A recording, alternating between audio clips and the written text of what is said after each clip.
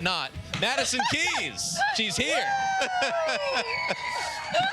Well done. Thanks. Amazing job. I was like, I know she's going to be Yet again. So fast. It So feels like fast. you were just here. Like we didn't even, did we go to bed? Well, has last it even night? been 24 hours? I want like a timer on it next time to see how quickly Okay. I can get here from the court. From like next time. match point or? From like the moment I finish the interview to being here. I want to.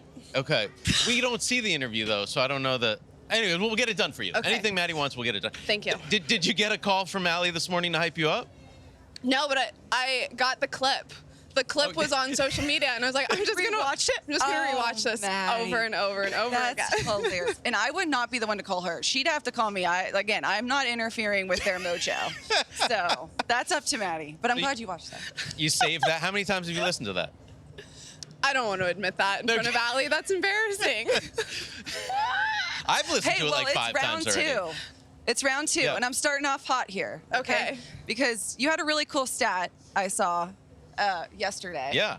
And your forehand, which maybe you have in the past as well, but in terms of the spin rate on it, you are #1 on WTA Tour. And I feel like that forehand is so wicked. I know too many times I played against it, never want to see it again. Happy I don't have to. But do you change anything in your approach, especially in a weapon like your forehand, a weapon like your serve? Do you change anything from surface to surface on that shot?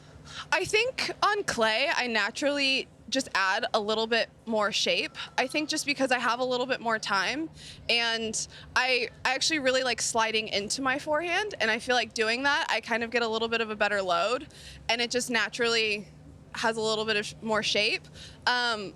It is funny because I never actually believe that it's like that heavy or that much spin. And I was hitting with Maria Sakkari the other day. She was like, "Oh, you hit with so much spin." And I was like, "Yeah, but like not like that much." And she was like, "You're insane." And I was Oh. like, "It's still like kind of flat, right?" So, Well, that's the beauty of Madison Keys is you have that cover. It has so much weight behind it, but you can also flatten it out when you need to, which makes you absolutely lethal to play against, Maddie. Today. What's so funny, guys? No, I love your disposition and the way that you talk to Maddie, the whole thing. The return today was spectacular. What were you looking for there? I felt like she was such a good server. I felt like I kind of had to take a few chances when I got the opportunities. And I especially felt like on the ad side, she was getting me with so much width. I felt like trying to take it back cross was going to put me in a pretty bad situation, since I think her backhand is very, very good. So just kind of took a little bit more chance today going up the line, trying to set myself up to get my forehand, and luckily it worked. Yeah. They went in. I think sometimes those tactics are kind of suspect, but when they work, they work. Absolutely. And Madison, I've known you for years and years, and you've played for so many years on tour. Your 17th year, which is kind of remarkable. I know you put a lot of emphasis on your physical rehab and, making sure your body's right every time you step onto the court. How does that play a role as you go into surfaces like clay, like grass, that require a little bit more physicality? How much time are you spending on that? I'm spending a lot of hours in the gym doing all of the things that I can control. Clay is obviously a little bit heavier, but there's also the reality that you're not on a super stable surface. So it's a lot of work. It's a lot of making sure that you have the flexibility, but for me, a lot of it is just making sure that my body is really stable. So spending a lot of time working on all of the small things that basically keep my body together. And then I think it's really important just to keep your strength, because it's such a, it can play so heavy at times. So knowing that you need to have just that ability to continue to hit the ball, it's going to be a little bit higher just over and over and over again, and stay healthy is very important, which is why I spend many hours in the gym. Keep going with that. Like, how many hours compared to your on-court hours, and what specific exercises just to keep those muscles working the right way? I have had a kind of a on and off shoulder issue kind of my entire career. So that's something that I always have to really focus on. And then I had 2 wrist surgeries, so I always have to make sure that I stay up on that. And then for clay specifically, a lot of it is making sure that my hips and ankles and just like my adductors, and just making sure that you're doing all of the things when you're going to be out sliding. You're, potentially going to be in a position where you're not on the safest, most stable ground. So just kind of, it's a lot. It's probably like an hour to an hour and a half a day of just all of the little things that you can kind of try to control. And I just think it's, super important, especially for me, just to try to stay healthy. Yeah. Absolutely. And you say the things that you can control. And I want to say one thing that you couldn't control, Maddie, and we're going to bring it back a few years, maybe 15, 18 years when we lived together. You were kind enough to let me rent a room from you. You let me drive your car. This was back when I had no money and I needed as much help as I could get. You were a friend for me when I needed that. But I will say I took your car for a joyride, and I did crash your car. You did, And yes. I thought the car in front of me was moving. I reached for my food in the passenger side floor, and I also floored it. And I crashed your car. And I never asked you because I was so embarrassed. I had to call you up, let you know. What were you thinking in the moment that I told you about that? Well, for one, the fact that there was food involved, I was like, that makes sense. That definitely tracks for Allie. But honestly, I was like, that's too good. Happens to the best of us. It's fine. It's just a car. It was also like my very first car, which was an absolute beater because I also did not have a lot of money. So it was like all of like $8,000, and you called me like devastated. And I was like, Allie, I promise you, it doesn't matter. It's going to be okay. I tell you guys, from what I remember, that's exactly how it transpired. I was so worried about your deductible. I was worried about all these things, but our friendship stood the test of time with that crash. So Was it totaled? Yes, actually it was. It was. totaled. But like Yes. I said, it was a beater of a first car. It's a great story. At that time, I'm pretty sure there was like an array of issues that were wrong with it. So I was like telling Allie to open the back door. You have to like lift it and then pull because the door is broken, and don't use the windows. And so she was like, oh, I crashed it. I was like, Allie, it's very broken. It's fine. I mean, the first question I should have asked, like, you were okay, right? That's what it all comes down to. You were okay in this? I was. You were okay. I was. But how did both of you get around after that? I don't know, don't Maddie. even What car did I remember. rent from you after that?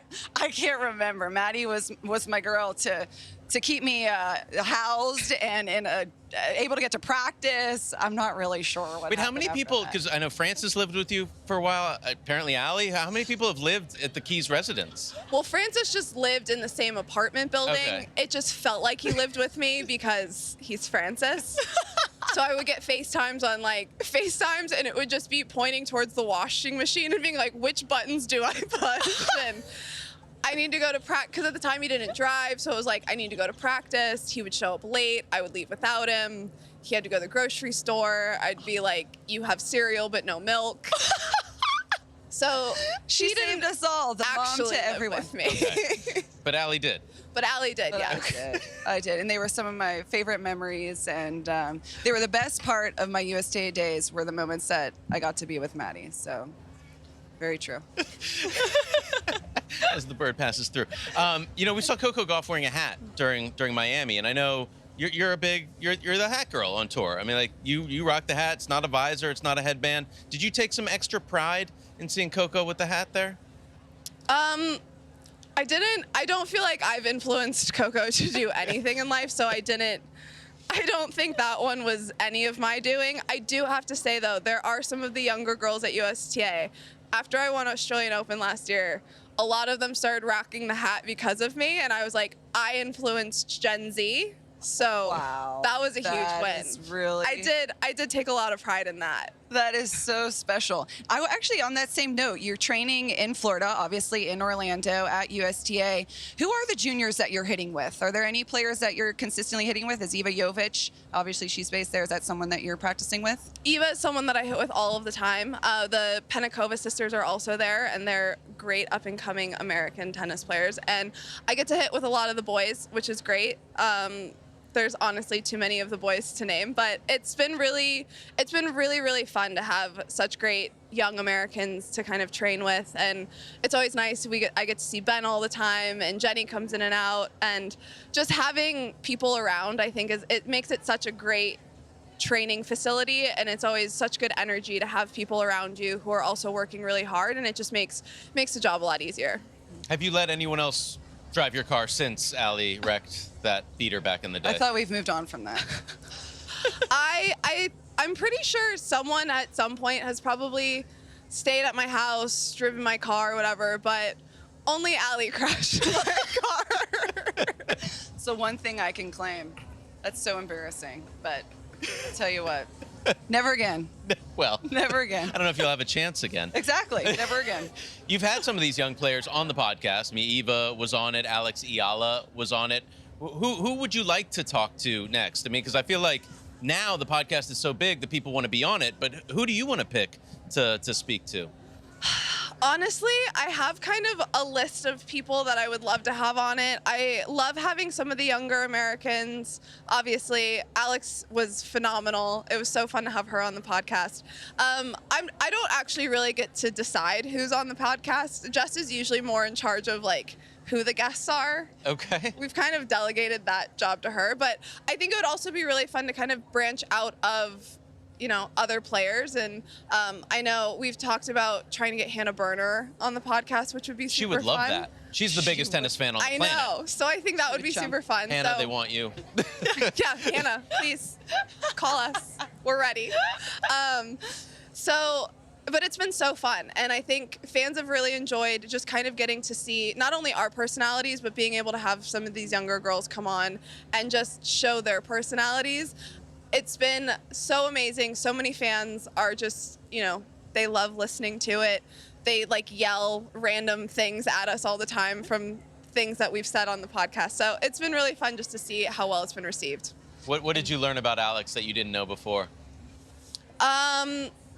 It's so funny. She kept saying how she's like an introvert. She's kind of shy. She's trying to get out there, which is so funny because I was like, you're so good in front of a camera. Like, I mean, she was a phenomenal guest. She gave us, amazing answers. And I just kept thinking like, I don't know if you're an introvert. Like, you're so good at this already. So it's going to be really fun just to kind of see all these young players really come out of their shells and get to know them a bit better. We love it. We love it. You've got another former Charleston champ coming up next for you, Belinda Bencic. Sixth meeting now between the two of you. You've beaten her on clay. You've lost her on clay. What do you expect from that matchup? It's going to be a tough match. She's playing some absolutely fantastic tennis, and I feel like it doesn't really matter what surface we're on. Belinda is going to play her game, and she's so dangerous when she's doing that. So it's going to be a super, tough matchup. I imagine that she's going to be taking the ball quite early, so I'm probably going to be doing some running tomorrow, but looking forward to it. Well, thank you for spending all this time with us. We really appreciate it, getting to learn about the story that nobody knew. Oh, Allie well, Riscon, I don't know if they really crashing needed to know about Maddie it. Maddie Keys' car. I would be honored live to together, be Maddie so. Riss. Hey, Allie Keys, I'll take it. Let's go. Do I get the serve? And the RPMs on the forehand. Everything I never had. So let's go. Maddie, Congratulations on the win today. Thank Back you. into the quarterfinals here in Charleston. We're going to hear from Diana Schneider when we come back.